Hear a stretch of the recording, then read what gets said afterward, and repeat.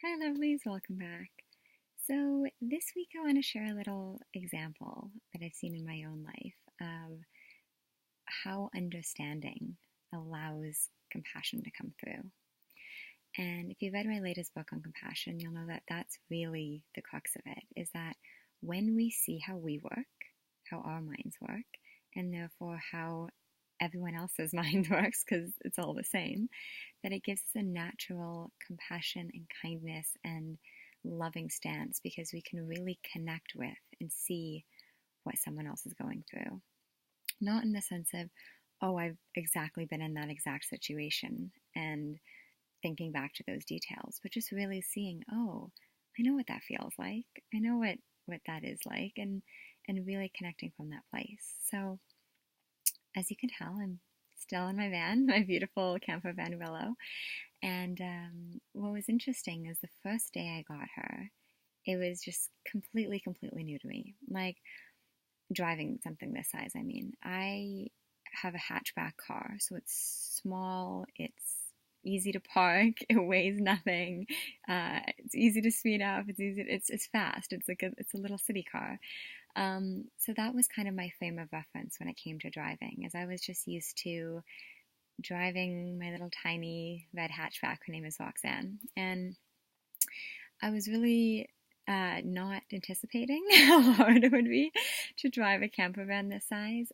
Willow is about, I would say, 5,000 pounds. My kilogram to pound measurement in my head may not be exactly accurate, but she's about 5,000 pounds, not including all the stuff in her. She's about 20 feet long. She's like 9.5 feet tall. And yeah, it was just a kind of a huge wake up call for me. And so the first day that I bought her and drove her, I had to drive her about 700 kilometers from where I purchased her to where she was going to be back at my parents' for a bit to do some renos in Vancouver. So we, her and I set off, and I was absolutely shocked by how much harder it was to drive. I was like, this is insane. Second, I was shocked by how many people were tailgating me, as if it kind of blew my mind. It was like, yes, we're on a highway, but yes, I'm going the speed limit, and yes, you don't need to be 5 feet behind me.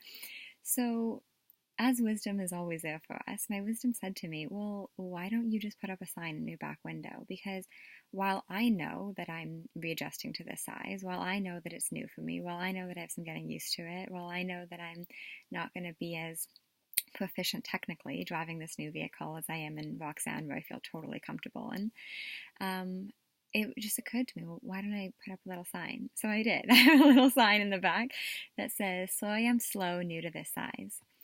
And I kid you not, the difference between the 2 days that it took me to drive her from where I purchased her, which is in the Kootenays, to Vancouver, those 2 days were extremely difficult, not just in terms of how difficult I was finding it, but also in terms of how other drivers were reacting to being behind me when it came down to single lane traffic. And before heading to the island where I am now, I put that sign up, and I kid you not, people have been, it's like night and day. People have been so nice. People have been staying clear. People have been super patient with me around really kind of twisty, turny, really rough roads. And I've even had probably, 5 or 6 people outright compliment me, whether I'm parked at a gas station or a grocery store or whatever, and they'll see me come into the vehicle and they'll say, hey, I love your sign. And I'm like, thanks. And it reminded me of really kind of the crux of why I wrote my book on compassion, because when we don't see what's going on for others, when we don't, have that level of understanding, we just kind of react on autopilot. We don't actually tap into that natural compassion we have because we're so busy thinking we know everything. Like, oh, we know why that driver is slow and they're doing it to piss us off. Or we know why this person didn't get back to us. It's because they don't care enough about us. Or we have all these kind of ideas.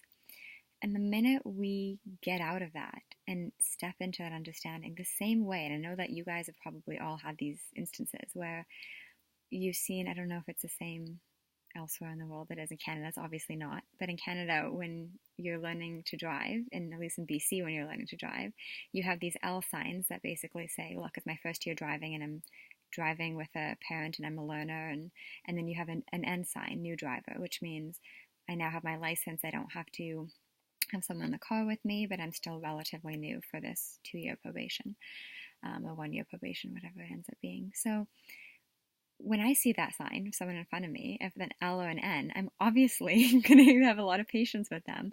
I'm obviously going to understand what it was like to have an L and an N, to be a new driver. Yes, that was 10 years ago for me now, but I'm still going to look at it and say, oh my gosh, I totally get what that's like. It's not easy. And I'm naturally going to be really kind and compassionate to them. I'm not going to tailgate them. I'm not going to, expect them to be perfect. I'm going to give them space. I'm going to give them distance. I'm going to give them time. It's just, I'm not going to be aggressive with them. I'm not going to, none of that makes sense because I just see, oh my gosh, I know what that's like.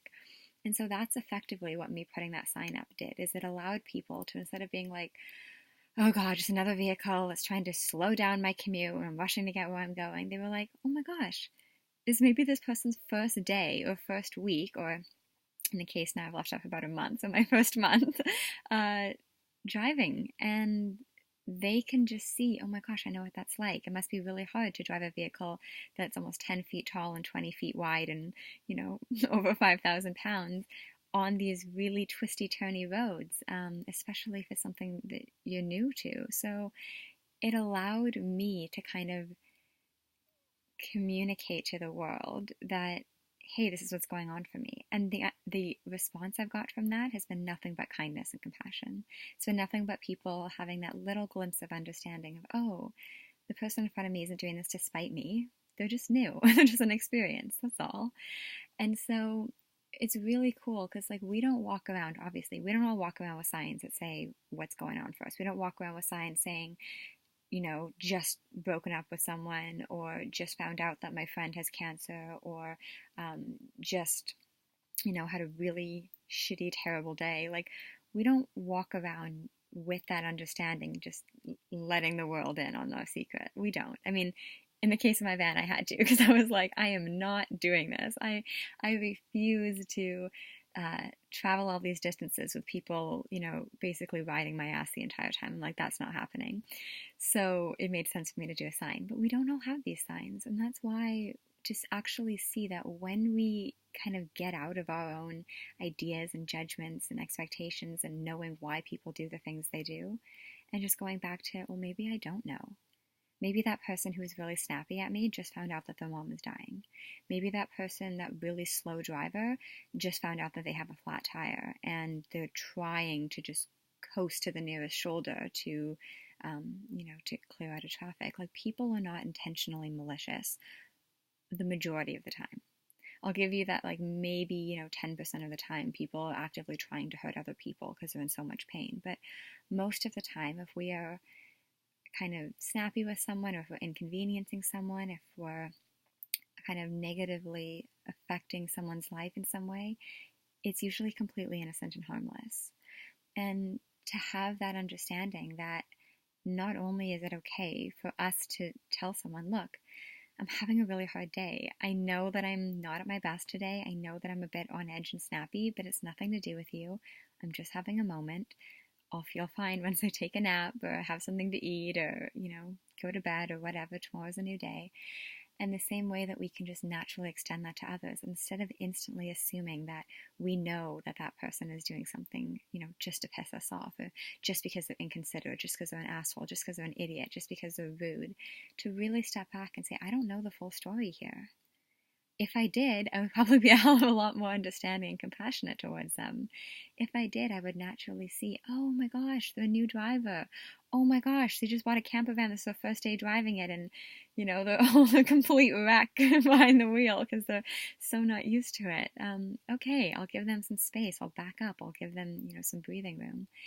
If we just naturally treated people like this without people having to always put up signs or disclose what's going on for them, our world would be a more beautiful place. And it doesn't take us knowing the details of what's going on. It just takes understanding that there's something we're not seeing.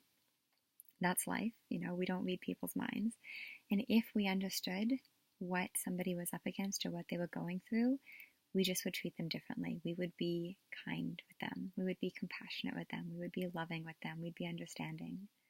We would just be warm towards them, because why wouldn't we be? We're all in the same boat. So hopefully this helped. Hopefully this kind of illuminated something for you. As always, if you have questions or comments, I'd love to hear them. So please pop them below and I will do my best to address them. Yeah, so take care, be well, and I will speak with you soon. Bye.